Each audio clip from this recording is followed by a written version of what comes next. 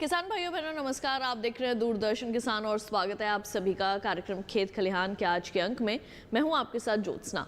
खेत खलिहान एक ऐसा कार्यक्रम है जिसमें हम आपको खेती किसानी के संबंध में तमाम विशेष जानकारियां देते हैं। कुछ ऐसे ही खास जानकारियां अपने आज के कार्यक्रम में भी आपके लिए खास तौर से लेकर आए हैं। आज हम बात करने वाले हैं अंगूर की खेती के बारे में। किस तरह से आप कर सकते हैं अंगूर की खेती और उसके क्या लाभ हैं और किस तरीके के समसामयिक कार्य आपने करने हैं, इन तमाम बातों पर डालेंगे नजर आज के खेत खलिहान कार्यक्रम के इस अंक में। तो आइए कार्यक्रम की शुरुआत करते हैं और आपको बताते हैं कि किस तरह से आप कर सकते हैं अंगूर की खेती, कौन कौन सी अच्छी किस्में हैं जिनका आप चयन कर सकते हैं। साथ ही सबसे मुख्य बात यह है कि इसकी खेती के दौरान आपने कौन सी ऐसी विशेष बातें हैं जिनको ध्यान में रखते हुए अंगूर का उत्पादन करना है, जिससे कि आपको इसकी अच्छी पैदावार और बाजार में इसका अच्छा भाव मिल सके। तो आइए तमाम बातों पर डालते हैं एक नज़र।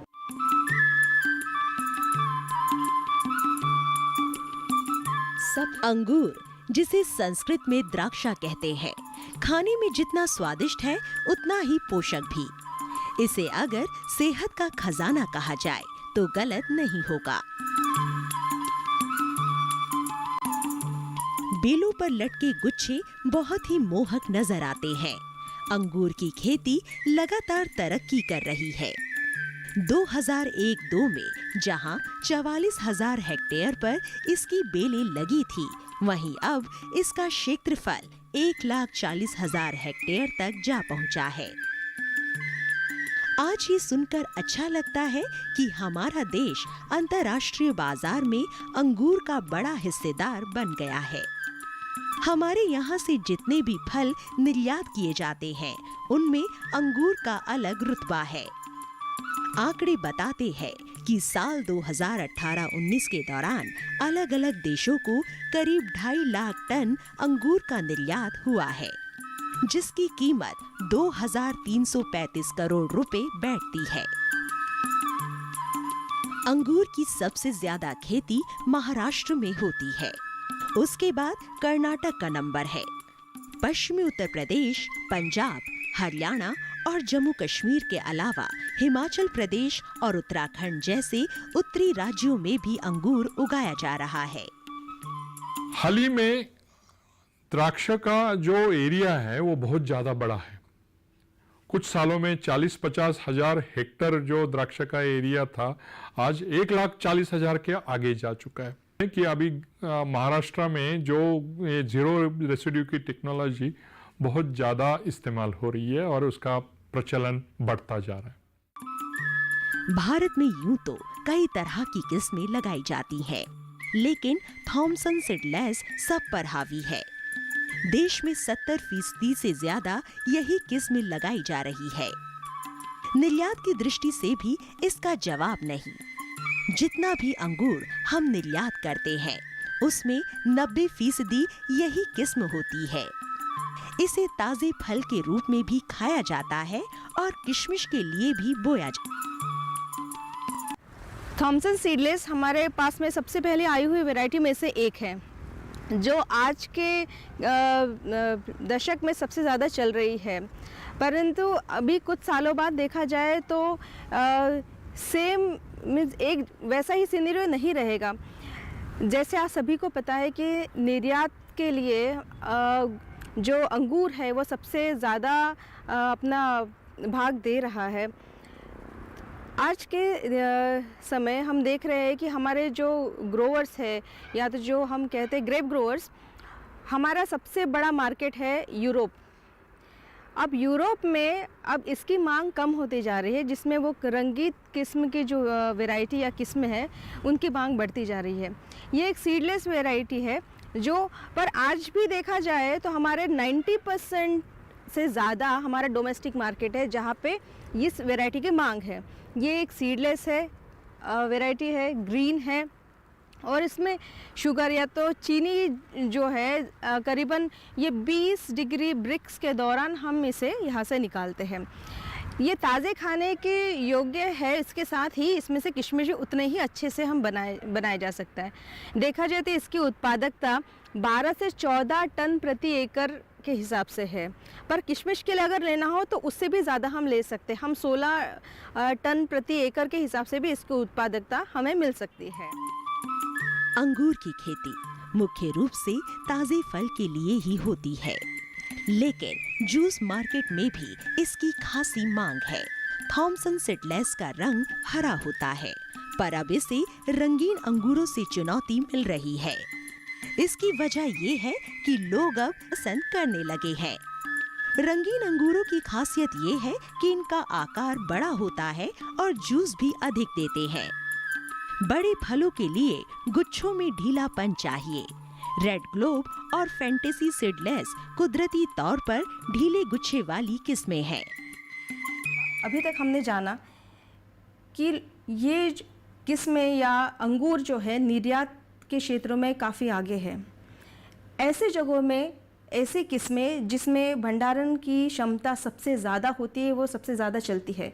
इसी कारणवश रेड ग्लोब पूरे दुनिया भर में सबसे ज़्यादा रंगीन किस्मों में सबसे ज़्यादा मांग रहने वाली किस्में हैं। प्लांट ग्रोथ रेगुलेटर्स की ज़रूरत हर एक किस्मों में अलग अलग अवस्था में दी जाती है। जैसे प्रूनिंग या जो छांटने के बाद में उसमें से जो गुच्छे का अंकुरण होता है वहाँ से लेके तो उसमें पानी उतरने तक तब तक प्लांट ग्रोथ रेगुलेटर का इस्तेमाल किया जाता है। परिणाम स्वरूप उसमें लंबे गुच्छों की लंबाई बढ़ाने के लिए उसकी जो ये रैचिस है उसकी लंबाई बढ़ाने के लिए परिणाम स्वरूप गुच्छों का ढीला होना है और साथ ही उसके मनी के बड़े आकार होने में भी मदद मिलती है।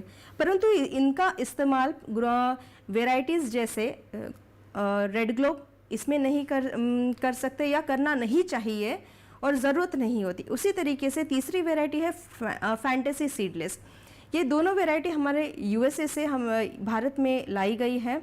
फैंटेसी सीडलेस भी रेड ग्लोब की तरह ढीले गुच्छों नैसर्गिक रूप से ढीले गुच्छों की होती है। उसमें आकार बढ़ाने के लिए ग्रोथ रेगुलेटर्स की ज़रूरत नहीं होती और इनका आकार बढ़ाने के लिए अलग से कोशिश नहीं करनी पड़ती।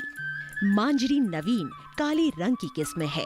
इसके फलों का आकार लगभग एक जैसा होता है और ये पकने के लिए दूसरी किस्मों के मुकाबले कम समय लेती है। किशमिश के लिए मांजरी किशमिश अलग से तैयार की गई प्रजाति है और औषधीय गुणों के लिए मांजरी मेडिका है। मांजरी मेडिका की खासियत ये है कि इसका छिलका और गुदा दोनों रंगीन होते हैं। जूस के लिए बहुत ही अनुकूल है और इसमें एंटीऑक्सीडेंट गुण प्रचुर मात्रा में पाया जाता है। किशमिश रोजाविस नाम की रोज कलर या गुलाबी रंग की एक किस्म है, उसमें से बनाई गई है। इसकी विशेषता इस प्रकार ये हरे रंग की है। मनी बड़े आकार के नहीं बल्कि 12 से 14 mm के आकार के रहते हैं। इसमें ग्रोथ रेगुलेटर्स के उपयोग की ज़रूरत नहीं क्योंकि इसका उद्देश्य खाने के लिए नहीं है बल्कि केवल किशमिश बनाने के लिए। जहाँ जहाँ पे कोई भी किस्म जो किशमिश बनाने के उद्देश्य से लगाई जाती है उसमें ग्रोथ रेगुलेटर्स का इस्तेमाल बिल्कुल नहीं होता है। दूसरा है कि इसकी फ्रूटफुलनेस या इसमें जो गुच्छों की संख्या है वो बहुत अधिक मात्रा में होता है थॉमसन सीडलेस की तुलना में। जूस जो है उसके लिए एक वैरायटी बनाई गई है जो जिसे हमने नाम दिया है मांजरी मेडिका। मांजरी मेडिका ये ब्लैक चंपा और थॉमसन सीडलेस में से संकरित एक किस्म है। अभी तक आप जैसे देखिए कि चाहे किस्म हरी हो या काली, आप देखेंगे इसके त्वचा के रंग में फ़र्क है।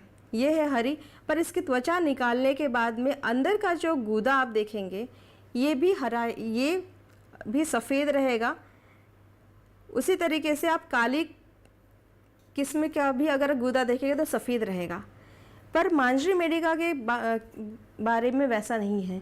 ये टेंचुरियन वैरायटी या किस्म बोलेंगे। टेंचुरियन का मतलब है जिसका गूदा भी कलर रहता है या रंगीन होता है। आप देखेंगे जैसे इससे ये एक जूस के उद्देश्य से बनाई हुई किस्म है। तो किसान भाइयों बहनों, इसी के साथ कार्यक्रम खेत खलिहान में वक्त हो चला है एक छोटे से ब्रेक का। जल्द लौटेंगे वापस, आप बने रहिए हमारे साथ।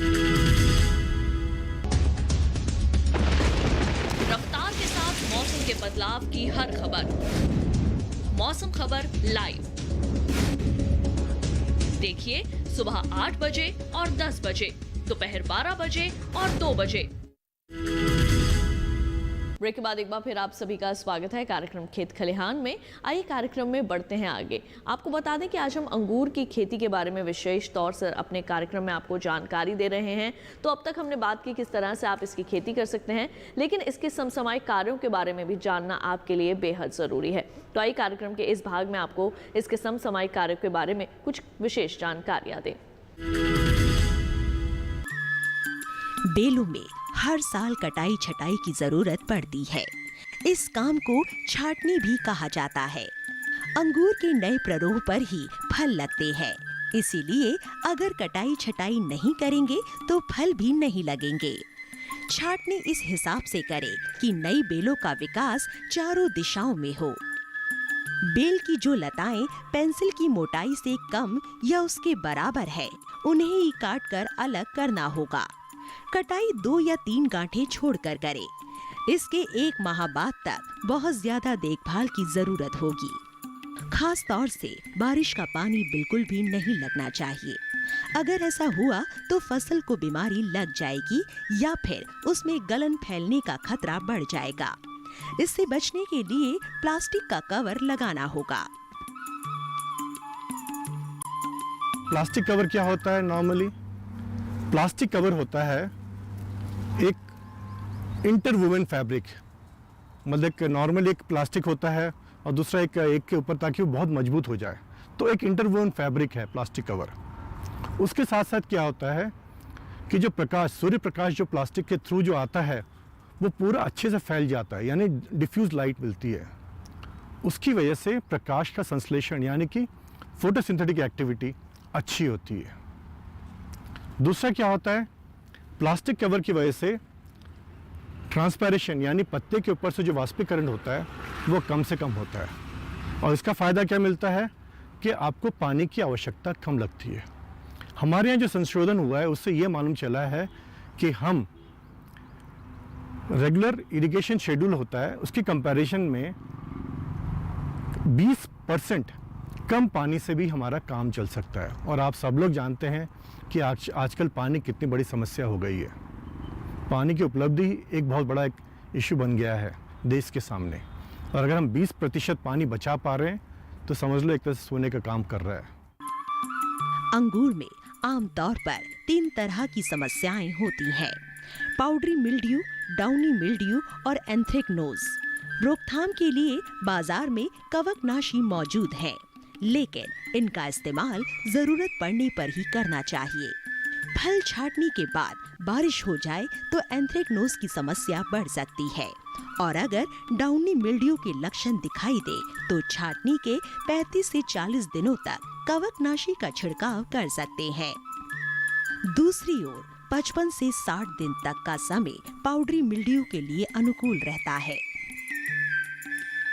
ये जो रिट्रीटिंग मानसून है इसकी वजह से क्या होता है कि अंगूर का जब ये अंकुरण होता है, जब स्प्राउटिंग होती है छाटने के बाद, तो उसमें क्या होता है कि आपका डाउनी मिल्ड्यू का प्रादुर्भाव होता है, परेशानी आती है उसकी, जिससे कि क्रॉप का बहुत नुकसान होता है।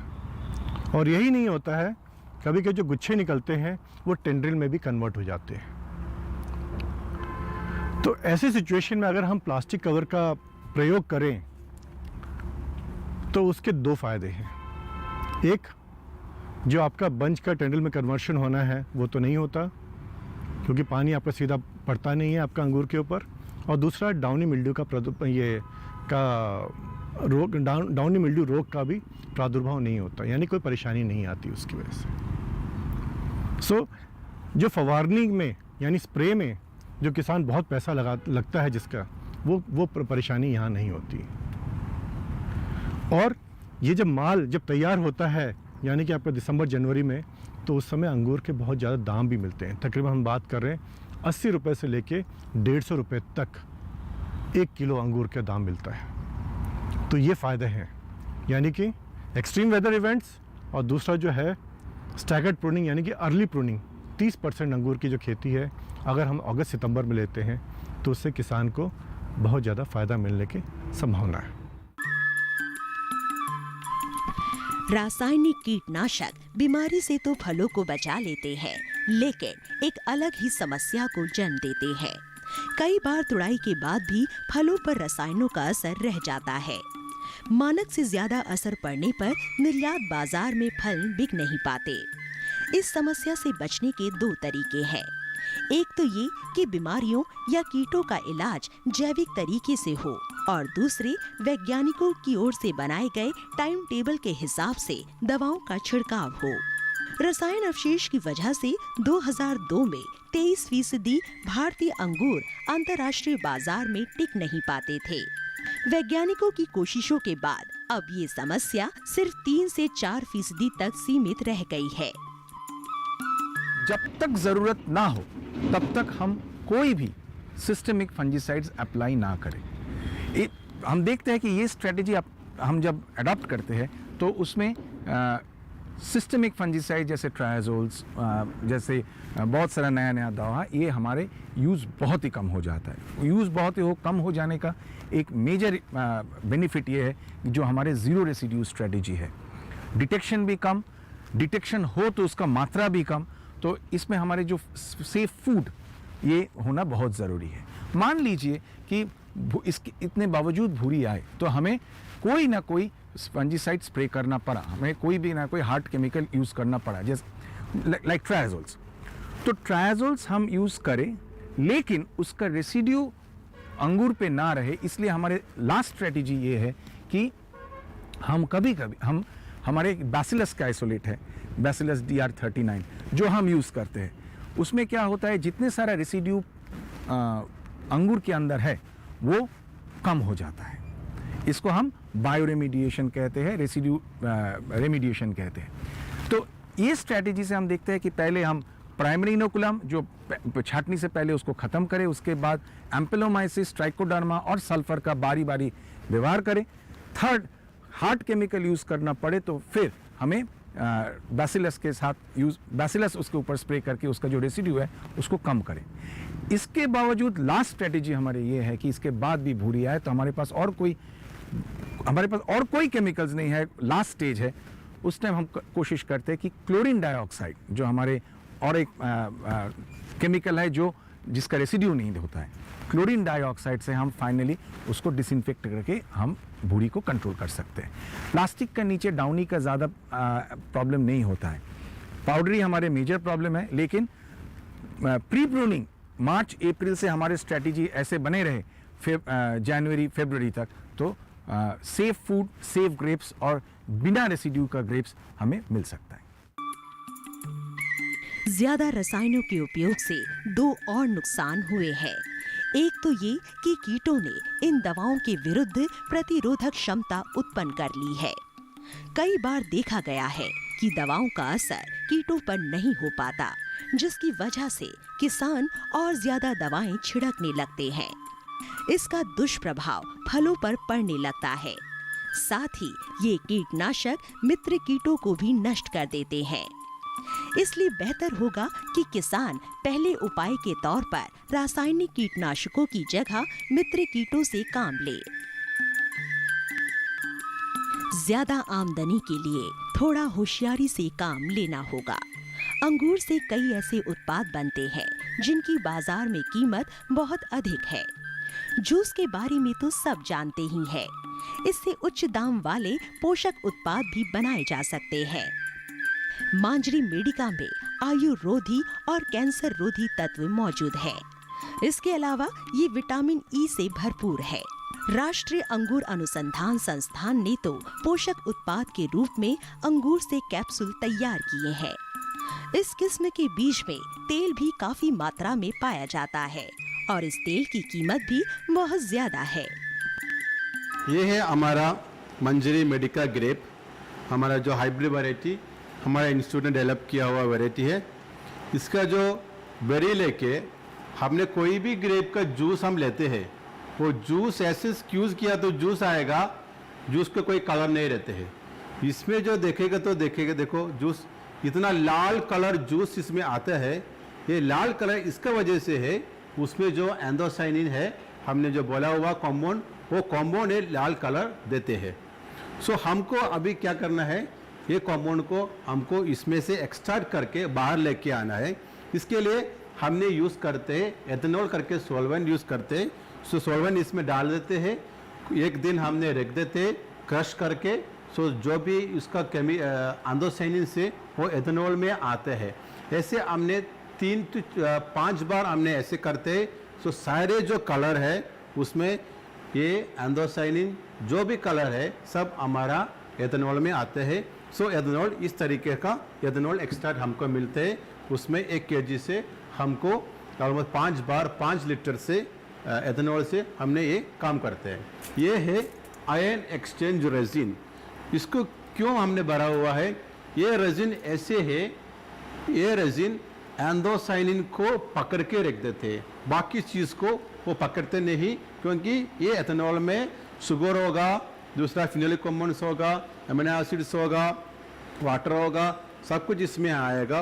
वो चीज़ को ये नहीं पकड़ते हैं, ओनली एंथोसाइनिन को पकड़ते हैं। इसको हमने पानी में मिलाते हैं, इसके साथ में कुछ माल्टोडेक्स्ट्रिन और गम अरेबिका, साइक्लोडेक्स्ट्रिन, मैनिटोल, इस टाइप ऑफ फॉर्मुलेंट्स डाल देते हैं। फिर हम उधर फीड करते हैं, फिर उसको स्प्रे ड्राइंग करते हैं। स्प्रे ड्राइंग करके हमको मिलते हैं ऐसा वाला चीज़ पाउडर मिलते हैं। ये पाउडर है हमारा रेडी टू यूजेबल पाउडर है। इफ़ यू आर सीइंग, जो सीड है वो सीड से हमको वो जो ऑयल एक्सट्रैक्ट करते हैं enrich with vitamin E, specially जो गामा टोकोट्राइनोल करके जो आइसोमर है वो enriched virgin medica seed oil है। ये हमारा सुपर क्रिटिकल फूड एक्सट्रैक्शन से हमने किया हुआ ग्रेप सीड ऑयल ये है। अंगूर की कोई भी चीज बेकार नहीं है। इसके ताजे फल खाए जाते हैं, जूस निकाला जाता है, इसे किशमिश के लिए उगाया जाता है और बीज से तेल निकलता है। यहाँ तक कि जूस निकालने के बाद बचा गुदा भी उपयोगी है। गुदे का पाउडर तैयार किया जाता है, जिसका इस्तेमाल बेकरी उत्पादों में होता है। इस पाउडर के कुकीज में उपयोग से मैदे की मात्रा को 15% तक घटाया जा सकता है। साथ ही कुकीज में प्राकृतिक रंग उभर कर सामने आता है। अंगूर के बीज में फूफा की मात्रा 75% होती है, जबकि जैतून के तेल में ये महज 15% ही होता है। अंगूर प्रसंस्करण के दौरान हमारा प्रयास यह है कि कोई भी उप उत्पाद जो कि जूस निकालने के बाद बचता है उसका प्रयोग कैसे किया जाए, वो बर्बाद नहीं होना चाहिए। जब अंगूर हम मंजरी मेडिका की बात करते हैं, मंजरी मेडिका से जूस निकालने के बाद क्या होता है कि उसमें पोमेस बचता है। पोमेस का हम प्रयोग कर सकते हैं, इसका संसाधन करते हैं और प्रोसेसिंग के बाद में जो हमारा सीड बचता है और हमारी स्किन बचती है, तो हम इसे पुनः प्रयोग में ला सकते हैं और ये बहुत ही फ़ायदेमंद है। क्योंकि जूस निकालने के बाद जो हमारी स्किन होती है उसके पास अंदर एंथोसाइनिन्स प्रचुर मात्रा में होते हैं। क्योंकि जूस निकलने के दौरान उस स्किन में कोई भी हानि नहीं होती है, क्योंकि जूस तो दबाकर निकालते हैं हम। जो हमारे एंथोसाइनिन्स हैं हम उसे पुनः प्रयोग कर सकते हैं। उसके लिए हमारा अवधारणा है कि हम इसे बेकरी उत्पादों में प्रयोग करें। इसके लिए हमने कुछ हमारे यहाँ प्रयोग किए हैं और उसके बहुत ही अच्छे परिणाम सामने आए हैं। सबसे पहले हमने इसका प्रयोग कुकीज़ में किया। तो कुकीज़ में हमने प्रयास किया है कि हम अधिकतम मैदा को हटा सकें इसके पोमेस पाउडर के द्वारा। साथ में उनकी गुणता भी अच्छी होनी चाहिए कि लोग खाने में उसका गुण में कोई प्रभाव नहीं पड़े और अच्छा लगे।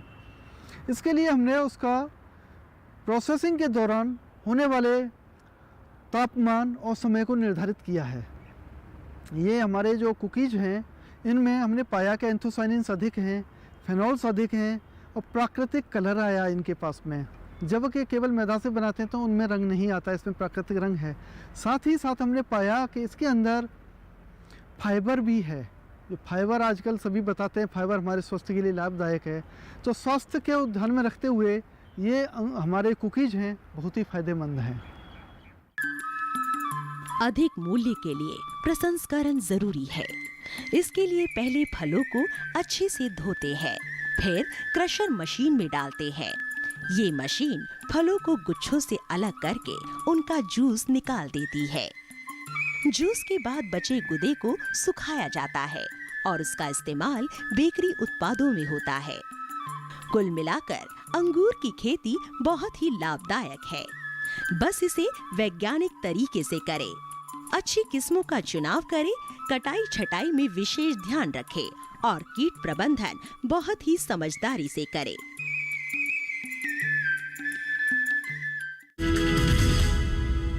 तो किसान भाइयों बहनों, अभी आपने जाना कैसे आप कर सकते हैं अंगूर की खेती, और हम उम्मीद करेंगे कि हमारे आज के कार्यक्रम में दी गई जानकारियां आप सभी के ज़रूर काम आएंगी। तो हमारे आज के खेत खलिहान कार्यक्रम में किसान भाइयों बहनों केवल इतना ही, लेकिन अगली बार फिर आप सभी से होगी मुलाकात। तब तक के लिए मुझे दीजिए इजाज़त, और खेत खलिहान कार्यक्रम का ये अंक आप दूरदर्शन किसान के YouTube चैनल पर भी देख सकते हैं। सोशल डिस्टेंसिंग को बनाकर रखिए और इसके साथ ही ICAR के दिशा निर्देशों का पालन कीजिए। नमस्कार।